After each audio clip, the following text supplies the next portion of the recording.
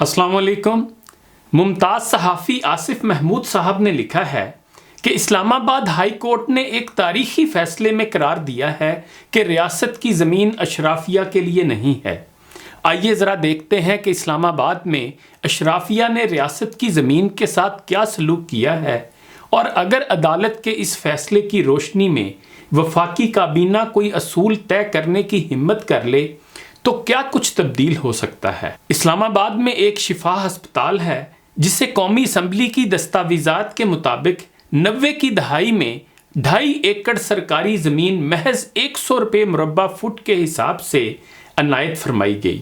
یہ اسلام آباد کا مہنگا ترین ہسپتال ہے۔ یہ ہسپتال اس علاقے میں واقع ہے جہاں ایک مرلہ زمین کی قیمت کروڑ روپے تک ہوگی۔ سوال یہ ہے کہ اگر یہی زمین مارکیٹ میں فروخت کر دی جاتی اور اس سے حاصل ہونے والی رقم سرکاری ہسپتالوں پر لگائی جاتی تو کیا پولی کلینک اور پیمز ہسپتال کی قسمت ہی نہ بدل جاتی؟ وزیر اعظم ہاؤس اور پارلیمان کے پڑوس میں ہی اشرافیہ کے لیے ایک عدد کلب ہے۔ اس کا نام اسلام آباد کلب ہے۔ اس کلب کے پاس 244 ایکڑ سرکاری زمین ہے۔ آپ یہ جان کر سر پیٹ لیں گے کہ یہ زمین اس کلب کو مبلغ 1 روپیہ فی ایکڑ سالانہ پر عطا کی گئی تھی۔ مبینہ اشرافیہ سر شام یہاں تشریف لاتی ہے اور مزے کرتی ہے۔ آج تک کسی نے پارلیمان میں حکومت سے یہ کہنے کی ضرورت محسوس نہیں کی کہ دنیا کے 5 بر اعظموں میں ہم قرض کے حصول کے لیے گھوڑے دوڑاتے پھر رہے ہیں، لیکن اپنی شاہ خرچیوں پر توجہ دینے کی فرصت نہیں کہ ہم نے کیسے کیسے سفید اور شفاف ہاتھی پال رکھے ہیں۔ آپ بیوروکریسی کے کمالات دیکھیے۔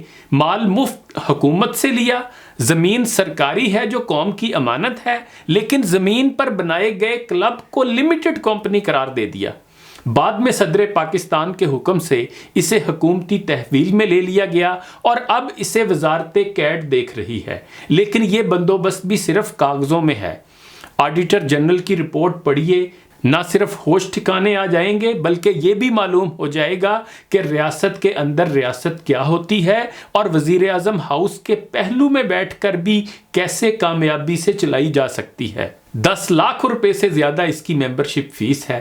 اشرافیہ کا یہ کلب ہے اور وہ بھی کمرشل۔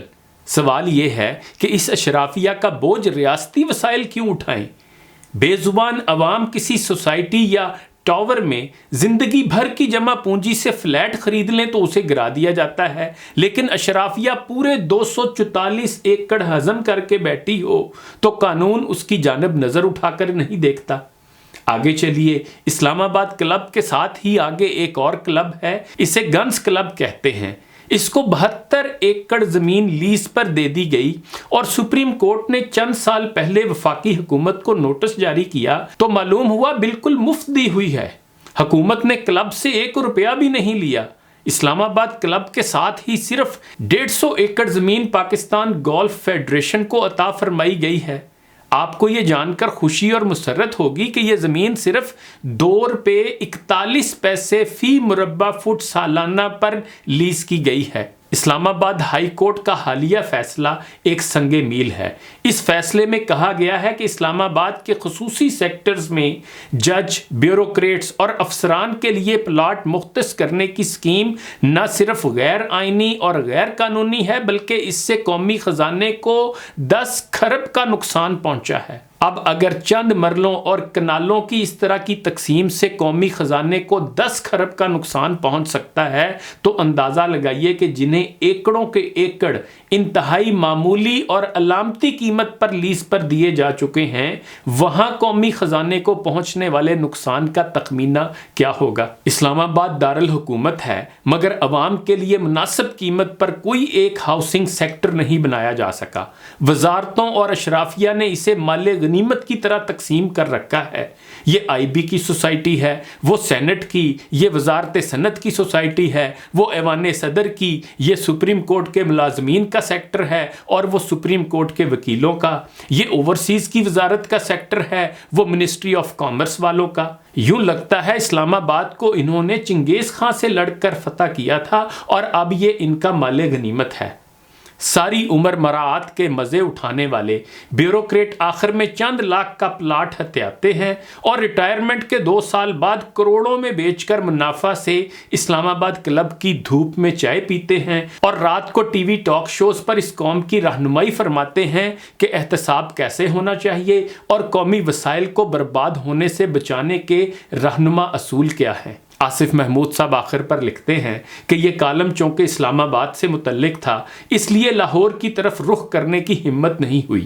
لاہور کے رہنے والے اگر چاہیں تو خود حساب کتاب کر لیں کہ یہ جو اشرافیہ کے لیے جم خانہ کلب قائم ہے، کیا یہ اشرافیہ کے آباء و اجداد میں سے کسی نے خرید کر ان کے لیے مختص کیا تھا، یا یہ بھی اصل میں ریاست کی زمین ہے جو اشرافیہ کے حوالے کر دی گئی ہے تاکہ ان کی تفریح کا بوجھ بھی اس نیم خاندہ قوم پر ڈالا جائے جس کے شعور کی مبلغ سطح ابھی تک بس اتنی ہی ہے کہ اشرافیہ میں سے کوئی اٹھ کر قومی خزانے سے ایک گلی اور 4 گٹر بنوا دے تو یہ مبارک سلامت کے بینروں سے پورا محلہ یوں بھر دیتی ہے جیسے اشرافیہ نے ابا حضور کے مربے اور فیکٹریاں بیچ کر غریب رعایا کے لیے یہ گلی اور گٹر بنوائے ہیں۔ یہ ملک شاید اسی اشرافیہ کے لیے بنا تھا، نہ کہ کمی کمین عوام کے لیے۔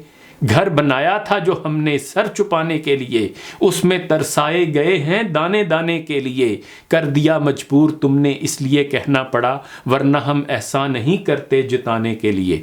اجازت دیجیے، اللہ حافظ۔